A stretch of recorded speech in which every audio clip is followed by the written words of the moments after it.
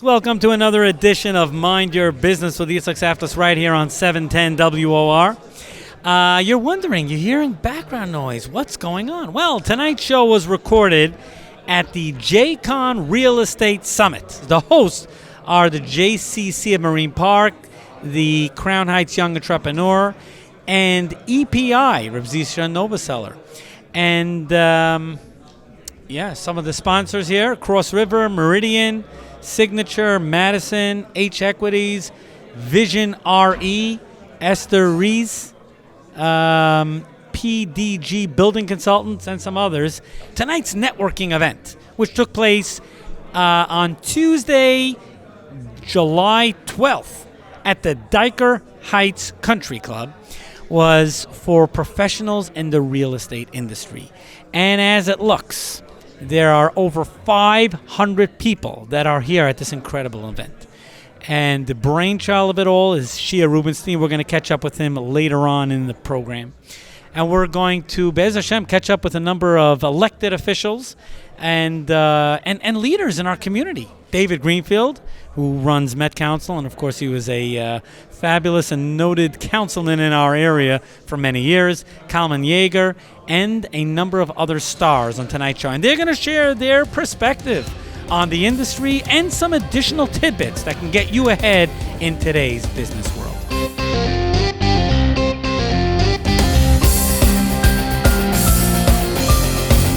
And now I have the honor and privilege of catching up with an old buddy. He's not old, but an old buddy.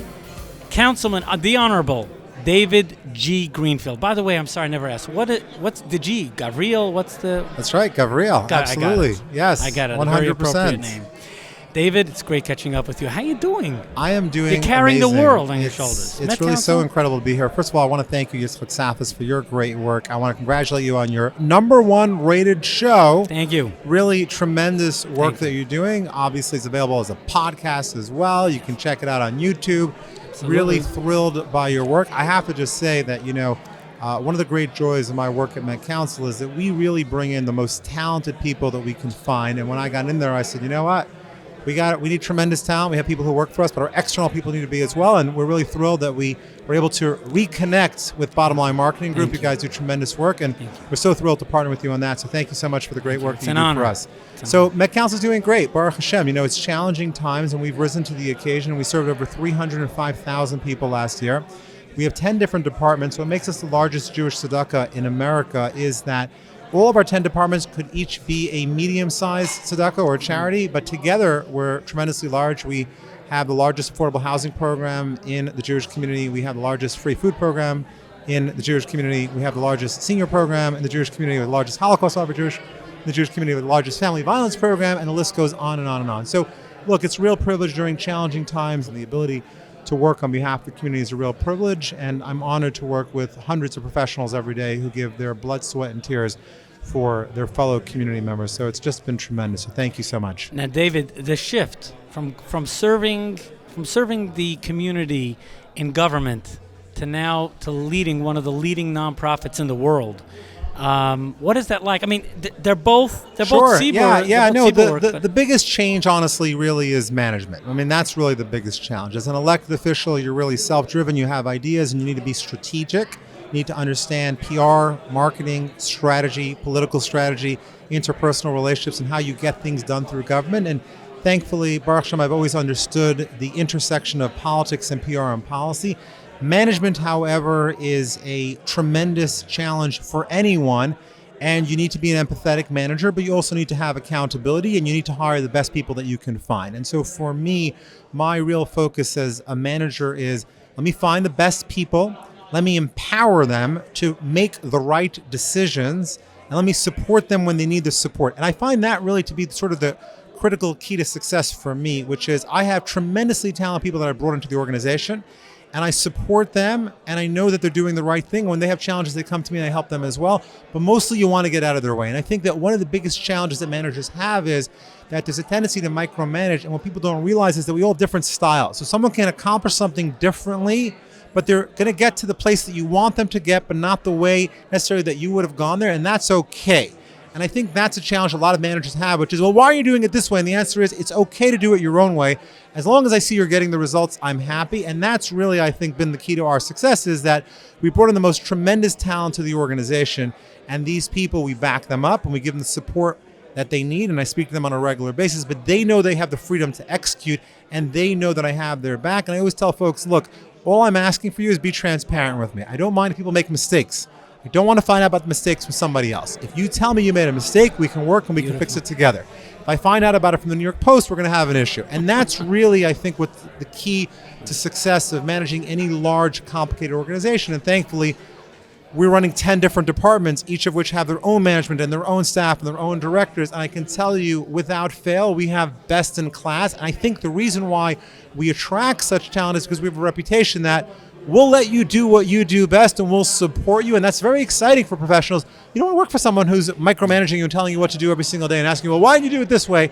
To me, I think that's the most frustrating thing. And I think that's why our team works well together. And I think that's really what's so exciting about our leadership team at Met Council, is a collaboration where we lean on each other for support.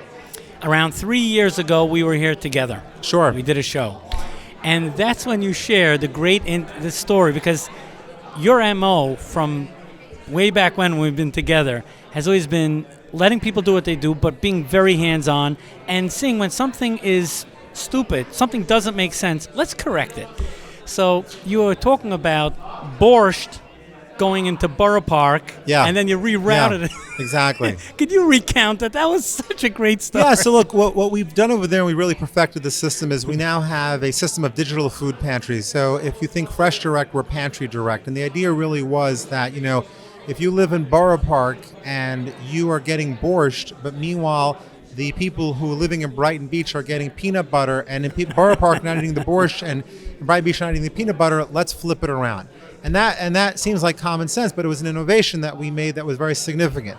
Another innovation that we made is that for people who are victims of domestic violence, we created a texting line, so you don't have to call. If you're with your spouse and you're being abused, you can text us instead. That was another innovation. And some of the innovations are just basic common sense. We reached out to groups during the pandemic like Chazak in Queens, which is a growing organization. They needed food. We helped them create, for the first time, a food pantry in their communities. We recognized that in Borough Park, the community was not being serviced and they needed more help. We opened up a Chesed Center in Borough Park with 8 new full-time staffers, and we're serving 600 people a week. Part of it, and I think, when people ask me, they're like, what's the secret to your success? You turned around an organization, you've tripled the size, you went from losing money to making money. How does that work? And by the way, people always ask, how does a nonprofit make money? I said, look, when you make money, you reinvest in the community, right? And that's really the goal. And I think what I'm really proudest of is that, my philosophy and perspective is you have to run a nonprofit like a business. And the most important thing about that is not the bottom line, it's how you treat customers. I'll never forget when I first came in and I told my staff, I said, look, customer service is number one. We have to treat our customers. And one of our staffers came to me and said, well, David, I respect you, but they're not our customers because they're not paying us. I said, you're wrong. The community pays us to service these people. And we have to treat them as if though we pay them ourselves. And so one of our innovations is I track how long it takes from the time a call gets in until you speak to a live person, until you get a result. And we have metrics and data that we look at every single month. We're running it like a real business. I think that's why we have such a great reputation. And that's why people call us. That's why people reach out to us. And it's around broader communities as well. We're very proud that we serve a variety of communities. It's a Kiddush Hashem, Asian community, Hispanic community, African American community, Muslim community. They call us and they say, hey, we need help and we know you're good at this. And of course, we're happy to help all of our neighbors as well. And I think that's really the key to our success, which is you can't run a not-for-profit as if though it's a tzedakah. You have to run it like a business, and that's how you're most efficient. And I can tell you where every dollar in our organization goes, who gets it, why they get it, and why we do it better than anybody else. And I think that's really what's been our key to success. It's turning around the organization and making us today the largest tzedakah in America that helps people in need, is that we really focus on the bottom line, and the bottom line is services, people, and accountability. And that gives people the confidence to say, you know what, I want to invest in your organization. And that's why we've gotten more dollars and more investments and more government dollars and more foundations. We've had tremendous hatzlacha. We've had massive 6- and 7-figure gifts from foundations who say, we trust you to spend this money, and we don't necessarily trust other people. And it's that confidence that allows you to be successful on behalf of helping people in the community. David, before I let you go, and you touched on this about Chazak, I would imagine you get calls from around the globe not just Yentish, not just how do you do it, but like help us. How do you build this out? How do you build a framework? How do you build a structure? You must get calls like this on a regular basis. Yeah, it's interesting. I mean, we really are cutting edge. We were actually the first organization in New York to help Ukrainian refugees before they were allowed into New York, right? And people are like, how'd that happen? People are resourceful. We had people call us and said, I'm from Ukraine, I'm Jewish, I'm in New York, help me. We knew that was happening, and we had a team of people, 6 people who already had planned, and we turned around individual lives as well. We have some great relationships with organizations in Eretz Yisrael. They come from Israel. We meet with them. They meet with us. And we're really actually learning a lot from them. And we're also showing them what we've done. What they're very impressed with what we do is we pick issues that we think are going to be important, and we advocate early for that. And so we involve a lot of different stakeholders from different communities. And that's one of the advice that we recently gave to a major organization in Israel that came to us and said, hey, how do you do what you do? And we said, you have to collaborate. Don't work on your own. You can't be the only ones who are coming and asking for help. I'd rather ask for $20 million and get $2 million than ask for $5 million and get $1 million of that money. So we partner with other organizations that are best in class in the non-Jewish communities, and they're happy to partner with us because, for example, Catholic Charities knows we work with Met Council, that's going to go great. So I'll go in and I'll make a request with Catholic Charities and other major organizations, and that really impresses people. Collaboration, to me, I think is one of the keys to success in this future. You can't just ask for yourself. When we ask for something, we ask for everyone. We get our piece, and we're happy to serve our community. David, an honor, a treat. It's always great having you on the show. Yitzchok Saftlas, one of the original marketing geniuses, OG. Great to be here with you on your #1 radio show. Congratulations. Podcast, YouTube, it's all over. Great success. And I have to say, Yitzchok, you look even better in person than on TV. Shkoyach, David. Thanks for having me. Pleasure. We're here at Jcon. They actually do this annually, except the last few years, unfortunately, they had to skip because of the pandemic. But it's great to be back in person once again. And I believe that last time I was here on the set, I also interviewed the Honorable Kalman Yeger. Is that correct? Yes, absolutely. All right. Do you remember what we spoke about last? I'm not putting you on the spot. I can't remember, but it is definitely not my first time on Mind Your Business, which is a great name for a show. That's right. In fact, the first time, I think, was right after Donald Trump won. Correct. It was you and Michael Fragan. Yes. You and Michael Fragan. And that's right, we've done some incredible things, and Yitzchok, I know you for years, and one of the things you do is you shine a light on the things that people want to hear about, the things that make them successful, whether it's in business, in public relations, in marketing, and that's the kind of service that we need, and it brings us to really what we're doing here at Jcon. Somebody asked me before, what's this really all about? And it's about showcasing our own community, the success stories of business, so that people can meet each other and that they can do business. I mean, that's really what our community is about. We're building capital within our own community by doing business with each other, and by doing it in an honorable way. We were talking off air about this idea of how we kind of all know each other in our community, and it's one of these amazing things. You can drop me in an airport anywhere in the world, and if I see someone else with a yarmulke all across the way on the other side of the terminal, we'll make our way to each other and figure out where we're going to eat, where we're going to daven, who we know in common, where we're from. And so, you see all these successful businesses, and they're just exchanging business cards and talking to one another, and they're making deals, and they're having some good food, and they're doing it in an enjoyable atmosphere here at Diker Country Club, and it's really an amazing thing to see. We're here. The background noise you hear is from the guests, the hundreds of guests. I mean, there aren't hundreds in the room at the moment, but there were from the beginning of tonight's event, which is taking place on July 12th, Tuesday, July 12th. It's Shea Rubinstein and his partners here. It's incredible what goes on in his head. He just looks out to help people in any which way. And Jcon is just a very small part of what Shea Rubinstein, the Jewish Community Council of Marine Park, do.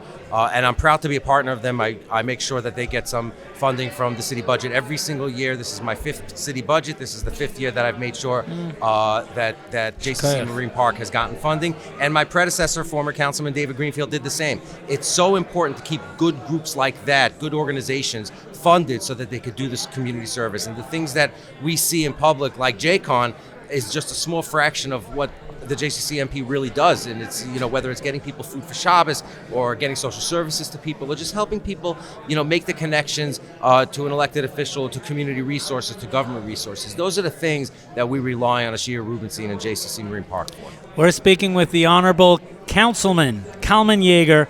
Kalman, this is not what we came on to discuss on tonight's show, but if it's okay, there are a couple of elections coming up. Please explain. You're from the inside. You represent your district very honorably, and I'm honored to be in your district and receive you take care of the district as a great elected official should do. How important, and can you please explain to the listening audience, how important is it in an election to come out and vote and just turn the knob? How important? Explain to people that say, I don't have the time. What does one vote count? All the excuses. Please dispel that. I can answer every, and I've heard every excuse in the book of why somebody shouldn't bother voting. What does one vote count? I could tell you elections where the winner was separated from the loser by 13 votes in our own neighborhood out of 22,000 cast. Wow. We just saw an election where 130 or so votes separated the two parties in the election with over 4,000 cast. So you see these close elections. It is true that every single vote counts, and of course there are always the stories of the one vote difference elections where you see all across the country, and that's the broader point. But more to the specific is, if you don't vote, you don't count. I mean, and I'll never stop. Somebody who asks me for something, help in the neighborhood, I'll never say, well, do you vote, as my litmus test for whether or not you get help. But the most important thing is, I'm always going to be available to help people in my neighborhood. Other elected officials who are not from our community, they will look. If you represent the entire city of New York, the entire state of New York, you're going to look, well, who makes the most noise? And yes, we could make a lot of noise, but if we're not voting, that noise is meaningless. And then elected officials will say, well, you're not really relevant to me. You're not going to knock them out. Why do we care? And so that's why, and especially these small turnout races like June primary that we saw and the August primary that's coming up, someone says they don't have time to vote. How do you not have time? Polls are open from 6 a.m. to 9 p.m. and for 9 days in advance of voting. that. And you can even go online and order up a ballot to be sent to your house to fill it out and drop it in the mail. They literally make it easy enough that they will bring you a ballot that you can vote from the comfort of your own home, and all you got to do is put a stamp on it and send it back.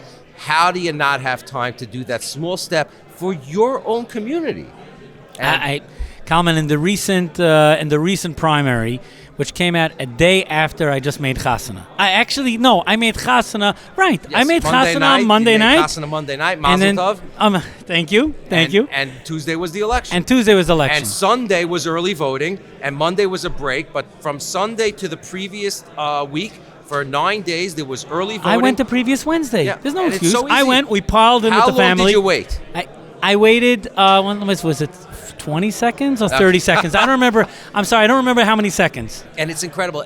I walked right in. First of all, they treated me like a king. Because someone's coming to vote. They're so happy. And of course, I show up with my family. I understand the power of it. I showed up with a family. I tell you, I from a very young age, I took my son to vote with me, and my parents took me. I remember the old lever machines. My parents voted at a school that no longer has voting in it because it wasn't handicapped accessible. They changed the laws after that. But I remember my parents signing the big yellow cards. We called them the buff cards. That's right. And taking me in and showing me the lever, and I would get the honor of pulling the lever, and that taught me the importance of voting to the place where I was able to teach my child. And when he registered to vote and was able to vote for his first time, his mother and I went and we stood right there with incredible nachas to see our son doing it. I've never missed an election, Baruch Hashem, since the day I was 18. School board, special election, primary, runoff, you name it, off year, on year, back year, forward year, it doesn't make a difference. I've never missed an election. And I tell people, listen, even if you don't like any candidate that's running, come in, take the ballot, don't mark it, put in a blank ballot, let your vote be that you're choosing nobody. Kalman, I never knew that worked. What I would do, if let's say I knew that there was a ballot and there was no one there I was really interested in, I always thought I had to do at least one. I mean, I wouldn't vote for all the different candidates or each let's say it's mayor and council and whatever the whole list is.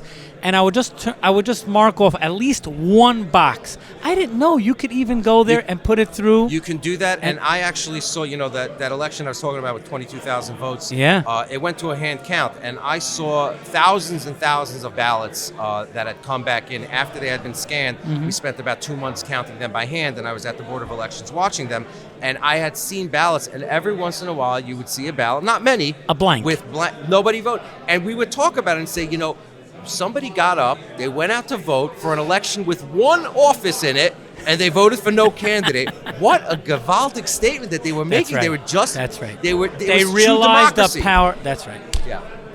Kalman, before I let you go, please share a tip. You see everything. And people... I'm not going to put you on the spot here to find out some of the wildest, outlandish requests you get, because I'm sure you get some really crazy ones, and would make for the ratings would go up for sure. But maybe you could share a tip on responsibility, on something that the listeners realize that. You have tremendous responsibility for what you do, but share a tip on achrayus. Look, I will tell you one of the complaints. And this is true about our neighborhoods. They are dirty, and so the last 2 years, and the former mayor, Mayor De Blasio, and the current mayor, Mayor Adams. And by the way, speaking of votes, Mayor Adams, but for a few thousand votes in a different direction, would not be the mayor, and the mayor of this city would be somebody antagonistic to our community in a very real way. So if you think about the power of the votes, our community's votes, whether you voted for Mayor Adams number 1 or whether you had him marked on your ballot for 2 and the vote flowed to him, that incredible support that he received in our community is what gave him that. And it's not just us. I mean, he got support all across the city. But just for a couple of vote difference, we'd be seeing a very different city today. But, it's been acknowledged that the city is dirty, and there are a lot of reasons for it. But I get complaints all the time about those street sweepers. Yeah. And the frequent complaint I get is, they don't come up against the curb. They just stay in the middle of the street. And I tell people, they don't come up against the curb on purpose. They're not supposed to go 1.5 feet to the curb, because the first 1.5 feet, 18 inches off the curb, is the homeowner's responsibility. Nobody knows that. Wow. Now, if every once in a while you drive down Borough Park or Flatbush and you see a nice little old lady with a broom and a shovel standing outside sweeping, because she knows. She knows. She knows. The older folks, the established folks in our neighborhood, the permanent citizens of our community who've been around for 30, 40, 50, 60 years, they know. They're not crazy when they're sweeping the front and going into the curb and sweeping it up. And as kids, we would look and say, what are you doing? It's the law, and they do it. So, when I tell people that it's your achrayus to actually clean in front of your house, no, what are you talking about? So who do you think is going to do that? Yeah. Look, our community is incredible. Baruch Hashem, we have one of the most caring. We were talking about this off air.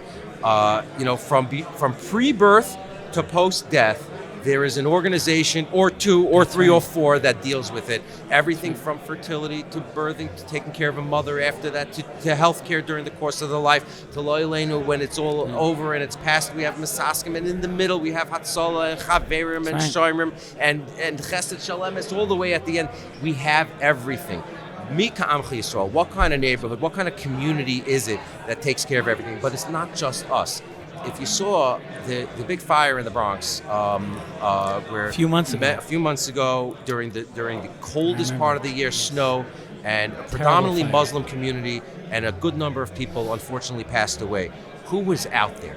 Our own community organizations, Hatzalah and Shoimrim and Masbia there with food, and Met Council there with resources and clothes.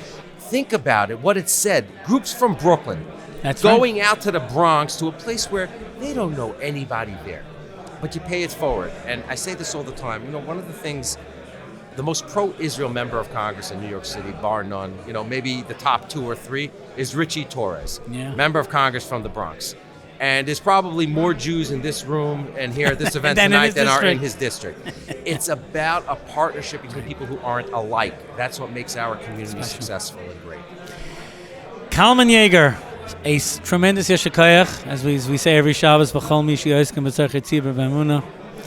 Hashem shall watch over you and bless you, your wife, your children, It has to be your family. Has to be b'emunah. Thank you. Amen. Amen. Thank you so much. Thanks for catching up with me. Take care, Kalman. By the way, if you're signed up to our YouTube channel, on YouTube we're at 710 WOR Mind Your Business, you click on notifications, you will automatically be notified every single time a show goes live. And they go live usually on Wednesday mornings, a previous episode. And in case you're wondering what the background noise is, it is because we're coming to you from the Jcon Real Estate Summit, which took place on Tuesday, July 12th. And by the way, I must say a special thank you, Yeshikayach, to all those who stopped me. Say, I listened to your show. It helped build me up into where I am today. And an array of different compliments. And it's appreciated. Complimenting people, showing hakaras hatov, that is special. So I'm just going to go straight to my guest, Rabbi Yeshua Wordy. Rabbi Yeshua, how are you? Hope all is well. I'm doing great. Thank you, Yitzchok. Good to see you again annually here at the Jcon event. Yes. It's truly the destination event for the Jewish community when it comes to real estate, and it's always a pleasure to be here and to sit with you. Thank you. So I understand you're up to something new. Could you share with the listeners here on 710 WOR? Yes, very exciting, actually. It's Let's groundbreaking. hear. It's never been done here. You're hearing it here first? Yes, you're hearing it here first. Okay. This is the We'd love very to have the first scoop. Yes. technology accelerator program focused on from founders. Okay? Interesting. Tell us more. So I'll tell you more. The bottom line is, in the Jewish community, real estate, Amazon, accounting, these are the big industries of the the Jewish people. But technology and tech startups is exploding. The world is is riding the waves of that, and our community is very underrepresented there. For many reasons and factors. The bottom line is, we want to change that. We want to support those people that are going into it, and we want to inspire future generations of our community to think about the possibility of starting a technology startup and growing it into a successful business that'll be a driver of a parnasa for many people for years to come. So this is a unique program that we've just launched. The way that it works is that we actually have a fund. We've raised $500,000 from Jewish technology investors who are interested in seeing tech startups grow out of our community. And the way it works is we're going to be running 2 cohorts a year. Okay. And 5 to 10 startups from the community apply. You apply, there's an application process. If you get accepted, you will receive $50,000 investment. Wow. In exchange for very favorable terms. It's not even equity, it's called a safe note. And yes, together with that, you'll be part of a cohort, which will go through a 3-month curriculum where you'll be trained on all the important things of running a startup. And together with that, we have a tremendous network through our investors and our community. Mm-hmm. We are affiliated with some of the biggest technology investors in the country. And at the end of the program, we're going to do a demo day. And basically, we want to help our startups get the next level of investment. And we want the next unicorn to come out of the Jewish community. Wow. So, Rabbi Yeshua, how could people find out? They're listening. They're like, how can I find out more information? So the answer is they could find us on the web. The website is crownventures.nyc, crownventures.nyc, Crown Ventures. You could read up about us. You could see our team, our curriculum. If you're interested, you could apply. We're looking for early stage startups, okay? People that are within the first 2 years, they're looking to build capacity. That's where we're going to contribute the most. And this is, focused on our community. This is, people have to be Shomer Shabbos Yidden to participate in this. And again, before I let you go, what is the website? crownventures.nyc. Rabbi Yeshua, keep up the amazing work. Thank you very much. Yes, nice to see you again, as always. And to you as well. Thank you. Chazak ve'ematz. Amen. Thank you. Okay, and now I have the honor and the opportunity to catch up with Eliezer Blatt from Eretz Yisrael. What brings you here to America and to Jcon? So I come to Jcon to be able to speak to the people here in the real estate business. Mm-hmm. And while I'm here, I work with other businesses and other of my clients as well. Okay, so what do you do? You're a consultant. In what area? What do you coach people about? All right, so I tell people I'm in the construction business. Okay. And they say, what do you build? I said, I build people. Nice. People into speakers, and speakers into leaders. So describe your process a little bit. Again, you're public speaking. You're a public. Right. Give more perspective here, please. I teach people how to effectively communicate, both professionally and many people in their personal lives also. They want to be able to use it because someone who's able to communicate effectively will become better in anything that they do. How critical is it for an executive to be a great communicator? Yeah, so an executive, all the more so, if he's going to lead his team, he needs to be able to communicate effectively. So he needs to learn those techniques, and the more he invests in those techniques, then the better that the rest of his team does.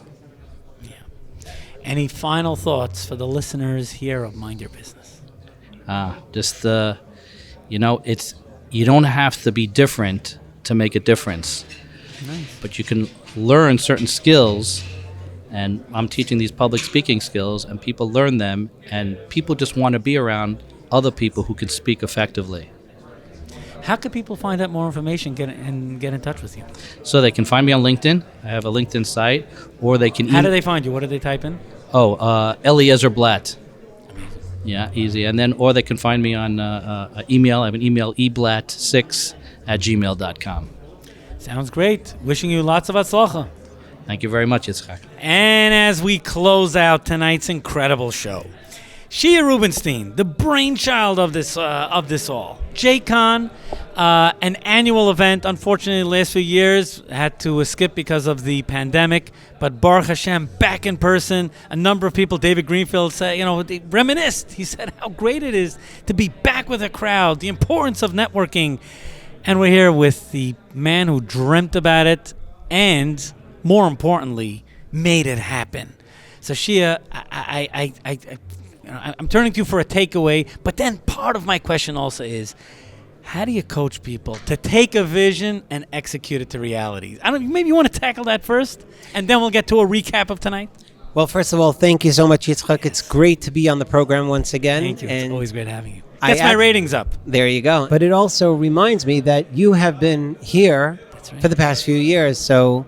it's partners like yourself who really make it happen. So we're very grateful. Thank you. But there's nothing that subsidizes. You can have as many Zoom meetings, but nothing subsidizes No, the there's real nothing reality. like pressing the flesh, meeting people, looking them in the eye. That's how God wired us all. That cannot be replaced. Right. But to respond to your previous question, so how do you make an event happen? How do you make the dream happen? And I think it's either by being pushed into it or wanting to... So did your wife do it? Who's responsible here? Yeah. I'm reminded of a story that there was a life insurance broker who wanted his people to succeed. And he says, whoever jumps into this pool with a shark and makes it out to the other side, you're going to be my number one guy. And one guy jumps in, and he's swimming for his life, and he finally makes it to the other side, and everyone thinks he's crazy. And his boss is like, wow, I can't believe someone did this. And he comes out, and the boss says to him, I'll give you anything you want. You are the man of the hour. And the fellow responds, the only thing I want to know is, who was that idiot that pushed me into the water? So sometimes we need that person to push us in. But it was, I'm very passionate about bringing professionals together, because at the end of the day, you have a lot of the people who come and they're hungry and they're new. They're a few years in the industry. And how beautiful is it to mesh them with 500 professionals who are seasoned, who are more than happy to network with you and to feed you. And as you see over here at the event, we even have mentors. These are leaders that could be doing $500 million and $1 billion in their industry, whether it be in brokerage or construction or, multifamily. And they're willing to give back, and they're willing to meet with people now. Now, Shea, and this really is a hallmark of the events that you run, that there's a commercial side to it, a business side to it. David Greenfield spoke about that, how important it is that he even said when he came into Met Council to run it like a business, but yet it is a nonprofit. But he approaches it with the analytics and the accountability that a business would bring to it, and that's the hallmark of the success at Met Council. For this event, there are sponsors. It's in a beautiful venue, and there's great food, etc. Yet at the same time, there was a lot of chesed, a lot of mentoring. I see tables here staffed with people from major companies, and they're just sharing their 2 cents, their advice, their perspective with unknowns, with kids. So, how does that feel to mesh? Because obviously, to have a successful event requires many financial aspects, but then there's also you never lose sight of the chesed aspect that could be done. It's very special. Thank you. That's very true. And you should know that's how I approach it, because I'm a business person, but I don't wear this hat. I happen to be in the construction and real estate space, but when people see me here tonight, I don't mention a word, and I'm not wearing that hat. When I reach out to the sponsors or the speakers, these are Fortune 500 CEOs. We had Avi Libor that runs Kushner, very big company. But when I approach people like that and I tell them, would you like to give back to the hungry, the people who got into the industry in the last 5 or 10 years that may want to do business with you, they take a different approach than if I come to them just from a business perspective. Right. And even when I, ask them to help cover the cost of the event or to use the proceeds of this event to help 3,000 students that we have taking our courses, they take a different approach, because I'm trying to mesh the business where I'm telling them, you will do business here, but I'm also telling them, remember, we're also people, and there's not only that component of doing business, but we're giving back. We're helping the next generation. We're also helping other people that we wish we had when we started. Amazing. Perhaps just a recap from was there over 500 here today? Yes, because of the rain, we closed registration a little bit early. We thought it was going to rain, so at 600 we closed it. Wow. But by the way, what about a thank you Hashem moment? The rain, the Malach in charge of rain said no. There was no rain. Well, and every weather, we looked together. It said 100% chance of rain. They were wrong again. Yeah.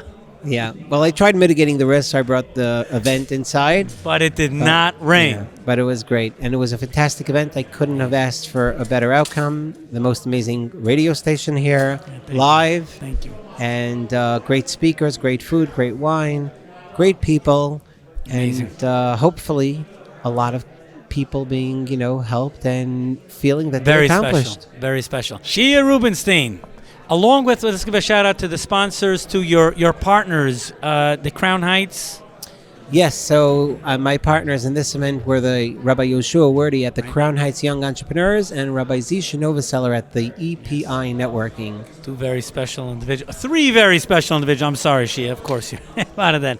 Well, this wraps up an amazing edition of Mind Your Business, which was recorded on Tuesday, July 12th, out at the Diker Heights Country Club. Yeah, that's the noise. Wow, what an amazing event. Yeah, well, the time flies and you're having fun.